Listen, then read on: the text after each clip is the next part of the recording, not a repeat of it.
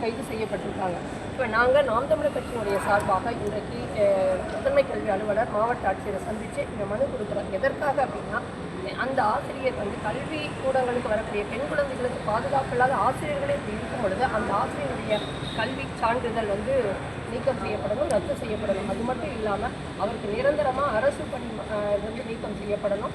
அது மட்டும் இல்லாமல் அவர் வேறு எந்த தனியார் கல்வி நிறுவனங்களுக்கு போய் வேலை செய்ய முடியாத ஒரு சூழலை முடிவெடுத்து அதை செயல்படுத்தணும். காரணம் என்னென்னா, இந்த சட்டங்கள் கடுமையாக்கப்பட்டால்தான் இனி வருகின்ற காலங்களில் குழந்தைகளுக்கு ஆசிரியர்களால் தொல்லை கொடுக்கக்கூடிய இந்த பாலியல் தொந்தரவுகள் நீங்கி குழந்தைகள் பாதுகாப்பான ஒரு முறையில் பள்ளிகளில் பாதுகாப்பாக படிக்க முடியும். இந்த அரசு பள்ளிகள் நடக்குது அப்படின்னா மிகப்பெரிய வேதனையோடு தான் நாங்கள் இன்றைக்கு இந்த மனு கொடுக்க வந்திருக்கோம். அது மட்டும் இல்லாமல் இன்றைக்கு தமிழகம் முழுவதும் இருக்கக்கூடிய பள்ளிகளில் வேலை பார்த்த 232 ஆசிரியர்கள் இதே போல் அவர்களுடைய படிப்பு சான்றிதழ்கள் ரத்து செய்யப்படணுங்கிற பட்டியலை வச்சுருக்காங்க. கூடுதலாக 233 இந்த கணித ஆசிரியர் சுந்தரவடிவேல் அவர்களுடைய சான்றிதழ் நீக்கம் செய்யப்படணும், சட்டங்கள் கடுமையாக்கப்படணுங்கிறத நாங்கள் இந்த கோரிக்கையாக நாங்கள் இருக்கிறோம்.